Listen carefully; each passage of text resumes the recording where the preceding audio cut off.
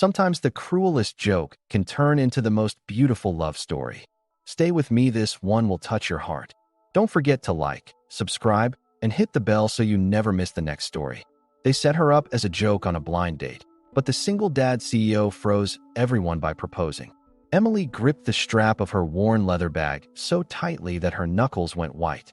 She stood in front of the dimly glowing restaurant door, her reflection trembling faintly in the glass. Every instinct screamed at her to turn around, to vanish before anyone inside noticed she was here.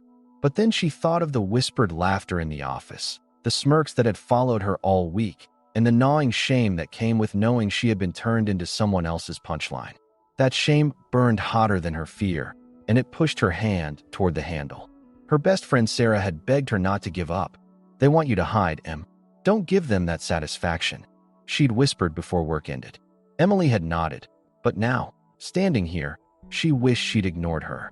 She remembered Vanessa's smug grin in the break room, the way she'd leaned against the counter and announced loudly, "Oh, he practically begged me for Emily's number. A single dad, can you believe it?" Guess she finally found her level. The cruel giggles that followed cut sharper than knives. Still, what twisted everything was Sarah's quiet confession later that day. Vanessa had already set up the table. A game, a spectacle, colleagues waiting inside, eager to watch the show unfold. Emily forced herself forward. Inside, the air was warm, filled with low music and soft candlelight. The hostess smiled politely, not knowing the setup, and guided her to a corner table. And there he was, Daniel. He rose as soon as she approached, tall, broad-shouldered, his eyes carrying a weariness she recognized instantly. But what stunned her wasn't him, it was the small boy at his side, no older than 5, perched in a booster seat with a toy truck clutched in one hand. The child looked up at her with wide brown eyes and offered the shyest smile, and Emily felt her heart twist unexpectedly. The sound of muffled laughter floated across the room. She didn't have to turn to know where it came from. Somewhere nearby, Vanessa and her little court of hyenas had their phones ready, pretending to sip wine, pretending to whisper about the joke date. Emily's chest tightened until it hurt. Every cell in her body begged her to run, to flee before they captured her humiliation forever. But Daniel pulled out the chair for her, his movements gentle, respectful, his gaze steady. "You must be Emily," he said softly. "I'm Daniel. And this is Ben." The boy waved his truck once more, grinning as though this moment were the best part of his night. Emily's hand trembled as she sat down. The laughter behind her grew louder for a beat, then faltered, as if even the cruel spectators sensed something shifting. Daniel adjusted his son's sweater, gave him a reassuring pat, and then looked at her again with a calm smile that carried no mockery, no pretense, only sincerity. For the first time that evening, Emily allowed herself to breathe. But deep down, she knew this night was only beginning, and whatever came next would test her more than any whisper in the office ever could. Emily tried to focus on the menu in front of her, but her vision kept blurring from the weight of all the eyes she knew were on her. She could hear Vanessa's voice, deliberately loud enough to carry across the restaurant. "Unbelievable. She's actually staying." The laughter that followed was quick, sharp, the kind that wanted to break skin. Emily's cheeks burned, but she clenched her hands beneath the table and refused to look their way. Across from her, Daniel leaned down to help Ben with his napkin, as if the cruelty around them didn't exist. That simple act of fatherhood cut through her humiliation like a knife. "I almost canceled," Daniel admitted after a pause, his tone calm, but low enough only she could hear. "The sitter backed out last minute, and I didn't want to show up like this." He gestured gently toward his son, who was now happily lining up breadsticks like miniature soldiers. "But then I thought, maybe honesty is better than excuses. So, here we are." Emily blinked, caught off guard by his openness. There was no arrogance in his voice, no attempt to impress, just truth. That truth disarmed her more than any smooth line ever could. Ben tugged at Emily's sleeve and proudly showed her a messy crayon sketch he had pulled from his pocket. It was a lopsided drawing of a princess standing next to a man with spiky hair. "That's you," he explained with all the seriousness of a royal decree. "And that's my dad." Emily's throat tightened against a laugh, against a tear, she couldn't tell which. "Looks like I've been promoted," she whispered. Daniel chuckled softly, but his eyes never left hers. For a moment, she saw something there that startled her. Gratitude, as if her simple presence had already given him more than she realized. Just as Emily began to relax, a shadow fell over their table. One of Vanessa's friends stood nearby, fake surprise plastered on her face. "Wow," the woman drawled. "Didn't think you were into this kind of thing, Emily. Guess some people don't mind settling." Her gaze dropped deliberately to Ben before sliding back up with a smirk. "Single dads do make cheap practice runs for motherhood, don't they?" Emily's stomach lurched. She opened her mouth, but before a word escaped, Daniel stood slowly. His hand rested protectively on Ben's shoulder as he looked the woman straight in the eyes. "I'm proud to be a father," he said evenly, his voice strong but calm enough to hush the nearby tables. "And I'd rather my son learn how to respect people from me than sit near a table where respect doesn't exist." The woman's face faltered, her smirk collapsing under the weight of his steady gaze. Without another word, she turned back to Vanessa's table. Emily sat frozen, stunned not by the confrontation itself, but by the way Daniel had handled it with quiet strength. No bluster, no scene, only conviction. For the first time in years, she felt the faintest spark of safety. Yet even as the tension eased, she knew the night had only set the stage for something much bigger, something she wasn't sure she was ready to face. Dinner came and went in a blur of quiet laughter, half-finished stories, and the soft interruptions of Ben's endless imagination. Emily had expected awkward pauses, forced small talk, the kind of painful silence that would confirm every cruel intention behind the setup. But instead, she found herself lowering her guard, piece by piece, as Daniel asked questions that no one else ever bothered to. He didn't ask about promotions or gossip. He asked about books she liked, what calmed her at the end of a long day, if she preferred storms or sunshine. She found herself smiling at the ridiculousness of it. This man was making her feel like she mattered. Later, as they shared dessert vanilla ice cream for Ben, a rich chocolate slice for Daniel, and a tiny dish of berries for Emily, the laughter from Vanessa's table had dulled. Still there, but quieter, uncertain. Their plan wasn't unfolding the way they expected. Emily felt their eyes on her, their judgment heavy as stone. She thought she'd drown in it. But then Ben leaned toward her and whispered, "You make Dad laugh different." "I like that." She couldn't answer. Her throat locked, and her heart slammed against her ribs with a force she hadn't felt in years. When the check arrived, Emily instinctively reached for her purse. She knew how this looked: an expensive restaurant chosen to set her up, a man she barely knew who might be stretching to cover the bill. But Daniel's hand brushed hers gently, firm but kind. "Let me," he said simply. "I wanted to be here, with you." There was no boast, no performance, just steady conviction. For the first time in so long, she felt the ground beneath her shift, like the walls she'd built were no longer strong enough to hold. Outside, the night air was cool, the kind that cleared the fog of wine and whispers. Daniel walked beside her, Ben cradled sleepily in his arms, his little head resting on his father's shoulder. They reached her building, and Emily hesitated, unsure of what to say. But Ben stirred, blinking tiredly, and suddenly leaned toward her. His tiny arms wrapped clumsily around her neck as he whispered, "You made today not lonely." The words tore through every defense she had left. Daniel stood silent, watching her with eyes that carried both exhaustion and hope. Emily wanted to run, to retreat into the safety of her solitude, but she couldn't move. Not when Ben's small warmth still lingered against her skin, not when Daniel's gaze held her steady. She opened her mouth, desperate to speak, but no words came. Instead, she stepped back slowly, forcing a smile, her chest tightening with something she couldn't name. As the door closed behind her, she leaned against it, trembling. She had walked into a trap meant to humiliate her, but what she found instead was something far more dangerous: possibility. And possibility terrified her more than ridicule ever could. The days that followed felt like a blur Emily couldn't quite grasp. What started as a hesitant exchange of polite messages soon turned into late-night conversations, shared photos of Ben's newest drawings, and random jokes that made her laugh out loud in the quiet of her apartment. For years, her phone had been a source of stress: work emails, family bills, nothing more. Now, every vibration sent a rush through her chest, as if each message carried a tiny piece of light. She told herself it was nothing, just kindness, just a temporary comfort. But the truth was harder to ignore. She was letting them in. One Saturday, Daniel invited her to an art fair at the community center where Ben had been painting for weeks. Emily almost said no. She'd rehearsed excuses, convinced herself she wasn't ready to be part of their world. But something in his message, "Ben has a surprise for you," made her pause. Against her better judgment, she went. The hall was filled with children's laughter and paper butterflies hanging from the ceiling. Daniel was waiting at the entrance with Ben on his hip, the boy dressed proudly in a superhero cape. "Come on," Daniel grinned. "He's been talking about this all week." Ben tugged her hand urgently through rows of colorful paintings until he stopped in front of one.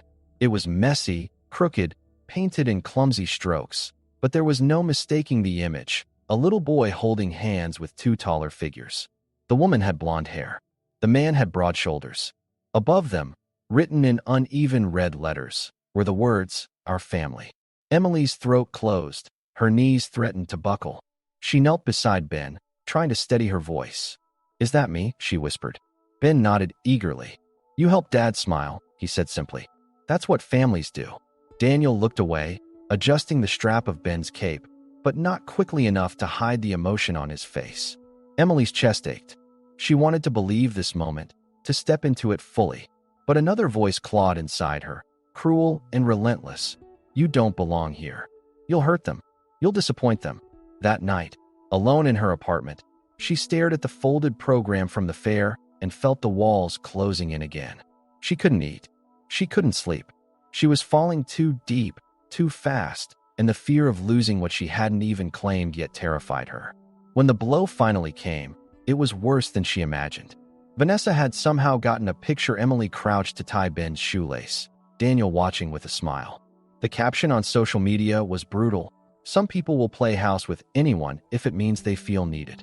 The comments spiraled: laughing emojis, mocking remarks, whispers at work that burned like acid. Emily couldn't bear it. The next morning, she handed in her resignation with shaking hands and walked out without a word. To Sarah, the only person who cared enough to ask, she confessed everything later. "He's too good. They deserve better. I'll just ruin them." But as she spoke, a truth gnawed at her. She wasn't just running from humiliation anymore.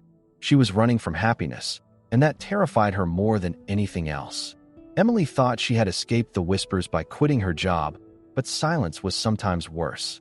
The days stretched endlessly in her apartment, each hour a reminder of the decision she'd made to cut herself off from the only two people who had given her something resembling peace. Her phone sat on the coffee table, face down, vibrating occasionally with messages she couldn't bring herself to open. Each time it buzzed, she pressed her palms into her eyes and told herself, "It's better this way. He'll move on. Ben will forget me." But she knew she was lying. Sarah refused to let her drown in isolation. One evening, she showed up at Emily's door with takeout boxes and an anger Emily had never seen before. "You quit your job. You ghosted Daniel. You're shutting yourself away like you don't deserve to breathe. Are you seriously throwing this away?" Emily tried to argue, but her voice cracked. "He's everything I'm not, Sarah. Strong, stable, respected. I'm just..." She couldn't finish. The words tangled in her throat, choking her. Sarah's expression softened, but her tone stayed sharp. "You're not scared of failing, Emily. You're scared of being loved for real. No games. No conditions. That terrifies you because deep down you think you don't deserve it." Emily turned away, but the truth of it hit so hard she could barely stand. That night, Emily wept until her chest hurt. She clutched the small crayon drawing Ben had given her weeks before, the one of three figures holding hands under a rainbow. She had sworn she wouldn't keep it, but she couldn't throw it away either.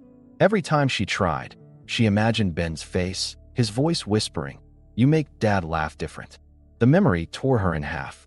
She wanted to believe Sarah was wrong, that she wasn't running from love, but from disaster. Yet as dawn broke, she realized disaster had already come. The disaster was losing them. 2 days later, there was a knock at her door. Her heart hammered when she opened it. Daniel stood there, holding Ben in one arm, his other hand clutching something folded. He didn't start with anger, didn't demand answers. His eyes were calm but steady, searching hers with a quiet weight. "I'm not here to argue," he said softly. "I just needed to see you. One last time, if that's all you'll give me." Emily's lips trembled, but no sound came. Ben wriggled out of Daniel's arms and stepped forward, holding out the folded paper. "This is for you," he said, placing it in Emily's hands. Her fingers shook as she opened it. Another drawing. This time, brighter, fuller, clumsier in the way only a child's hand could make it. There they were, Ben, Daniel, and Emily standing beneath a rainbow, smiling. Across the top, in crooked red letters, "Family Forever." The sight broke her. Tears poured uncontrollably as she fell to her knees, clutching Ben to her chest. Daniel crouched beside them, his hand resting on her shoulder, his voice rougher now. "Emily, you were never a joke to me. You're the only real thing that's happened in years. Don't walk away from that. Don't walk away from us." The weight of his words slammed against the walls she had built around herself. For the first time, she wondered if maybe those walls weren't protecting her at all, maybe they were her prison. But before she could answer, before she could choose, Daniel stood and gently took Ben's hand. He gave her one last look, full of both love and resignation. "If this is goodbye, I'll respect it. But just know, you were never unwanted. Not by me, not by him." Then he turned, and with each step toward the elevator, Emily felt her chest splitting wider. She wanted to scream, to chase after him, to take it all back. But her body stayed frozen at the doorway, the crayon drawing trembling in her hands, as if her future was written there in crooked red letters she was too afraid to claim. Emily hadn't planned on going to the conference. The ticket sat untouched on her kitchen counter for a week, gathering dust beside unopened mail and the folded crayon drawing she couldn't throw away. It was Sarah who finally forced her hand, marching into the apartment without knocking, her determination louder than words. "You need to see what you're running from," Sarah said, dropping the ticket on Emily's lap. "And maybe you need to remember who you are, not who you think you're not." Emily wanted to argue, wanted to hide again. But something about Sarah's tone, sharp but protective, cut through the fog she'd been drowning in. So, on the day of the event, she dressed simply and sat in the back row of the crowded ballroom, clutching the program without reading a word of it. The air buzzed with anticipation, the perfume of hundreds of women mingling with nervous energy. Speaker after speaker took the stage, sharing stories of survival, resilience, hope. Emily tried to listen, but her mind drifted. Every smile, every round of applause felt like an echo from a world she had already abandoned. Her heart ached with the weight of her own absence from the life she could have had. Then the announcer's voice shifted. "And now," the host declared, "we welcome our final speaker of the day, a man whose quiet contributions have changed countless lives, the founder of the Hope Horizon Foundation, Daniel Carter." The name slammed into Emily like a stone. Applause thundered through the hall as Daniel walked onto the stage in a navy suit that fit him too perfectly, his posture calm, his steps steady. For a moment, Emily couldn't breathe. She had known he was successful, his manners, his quiet confidence, his ability to always carry more than his share had hinted at it. But this, seeing him recognized, respected, admired by an entire crowd, it shattered her image of him as just a single dad barely holding things together. He began speaking, his voice steady but softer than the applause that greeted him. "I started this foundation after I lost my wife," he said. "I needed a reason to keep showing up, a way to stay grounded for my daughter, for myself. What I didn't expect was to find something that would spark again in me a reminder that life doesn't end with loss, that sometimes it quietly begins again when you least expect it." His gaze swept the audience, professional, calm, until it landed on her. For the briefest second, his composure faltered. Emily froze in her chair, her pulse deafening in her ears. Daniel closed his folder slowly, abandoning his notes. "And sometimes," he said, his voice thick with something unspoken, "life surprises you in the most unexpected ways." Then he did something no one saw coming. He stepped off the stage. The ballroom hushed instantly, the applause dying into silence. Hundreds of eyes followed him as he walked straight down the aisle, his steps unhurried, his focus locked. Emily's breath caught as he stopped directly in front of her. Her legs trembled, but before she could move, Daniel lowered himself onto one knee. The air fractured with gasps. The world seemed to collapse into that single moment. He pulled a small velvet box from his pocket, opening it not to reveal a glittering diamond, but a simple, elegant gold band. His eyes locked on hers, steady and unshaken. "Emily," he said softly, his voice carrying through the stillness. The night they tried to make you the punchline of a joke, you sat down anyway. You saw past their cruelty, past their whispers. You made my son feel safe. You made me believe again. Her vision blurred instantly, tears threatening to spill. Daniel continued, his words unshakable. Since that night, every moment with you has only proven what I already knew at that table. You are the kind of person who turns pain into kindness. You're the kind of person I want beside me, the kind of person I want my son to call family. Emily, will you be the first person I call wife again since the day I lost everything?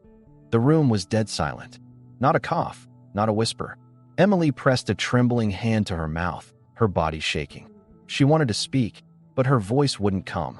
The tears spilled freely now, her shoulders trembling under the weight of everything she had tried to run from. She rose slowly to her feet, the entire ballroom waiting, breathless. And then she nodded once, twice, 3 times, as if the gesture alone could carry the power of 1,000 words. The explosion of applause was deafening. Women rose to their feet, clapping, cheering, crying. Daniel stood and pulled her into his arms, holding her like she was something precious, irreplaceable. Just then, a small voice rang out from the side aisle. "Daddy!" Ben came running, his little superhero cape fluttering behind him. He launched himself straight into Emily's arms, his laughter mingling with her sobs. "Does this mean," he whispered into her neck, "I have a mommy now?" Emily knelt down, tears dripping onto his hair as she hugged him tighter than she thought possible. "Yes, sweetheart," she whispered, her voice breaking. "Yes, you do." Daniel crouched beside them, one arm around Emily, the other around his son. Under the stage lights, in front of hundreds of strangers, the 3 of them clung to each other not as victims of a cruel setup, not as broken pieces fumbling in the dark, but as something whole, something called family. The weeks that followed moved like a dream. Emily moved into the modest but warm house Daniel and Ben called home. Boxes of her belongings stacked neatly in corners slowly melted into the rhythm of their shared lives. Mornings began with the smell of coffee and Ben's laughter echoing down the hall. Evenings ended with story time on the couch, Ben nestled between them, his small hands gripping theirs like he never intended to let go. But the biggest shift came when Daniel surprised her with a folder one morning over breakfast. "This is yours," he said, sliding it across the table. Inside was a proposal for a new program and art initiative for underprivileged children, the same kind of project that had given Ben his outlet. Emily blinked, stunned. "Me? What?" Daniel smiled gently. "Because you have the heart for it. The vision. I may fund it, but you'll make it live." She stared at him, overwhelmed. "Daniel, I'm not Dash," he cut her off softly. "You are. You've already changed our lives. Why not theirs too?" With trembling hands, she accepted. That art program became her purpose, her healing. Week by week, the center filled with children whose laughter replaced the ghosts of her doubts. Every brushstroke, every drawing taped proudly to the wall reminded her of Ben's first picture, the one that had started it all. And each time she looked at Daniel watching her from across the room, she knew this wasn't charity. This was partnership. This was love. A year later, Emily found herself standing once again in front of the very same restaurant door where it all began. But this time, she wasn't trembling. She wasn't fighting the urge to run. Daniel stood beside her, his hand warm in hers, his presence steady. Inside, the hostess recognized them instantly and smiled. "Same table?" she asked warmly. Daniel nodded, and they followed her toward the corner by the window. Emily sat down, her golden hair brushing over her shoulder as she looked around the room. "Can you believe it's been a year?" she murmured. Daniel laced his fingers with hers. "Feels like yesterday." They ordered simply, laughed easily, spoke softly, the weight of the past year wrapping around them like a blanket. At one point, Emily's voice dropped to a whisper. "Do you ever think about that night? About how it started?" Daniel leaned back, studying her face with the faintest smile. "Sometimes, but not the way you'd expect." Emily tilted her head. "Don't you ever feel angry? That they tried to humiliate us? That they dragged Ben into it?" Daniel's eyes softened, his hand squeezing hers. "No, because if they hadn't, I wouldn't have found you. Sometimes the best things in life come wrapped in the worst disguises." Her throat tightened as she brushed her thumb along his hand. "And sometimes," she whispered, "you find forever at a table meant for heartbreak." He kissed the back of her hand, his voice warm. "Happy anniversary, sweetheart." And under the same golden lights, at the same table where humiliation had been planned, Emily realized the cruelest joke had turned into the most beautiful beginning of her life.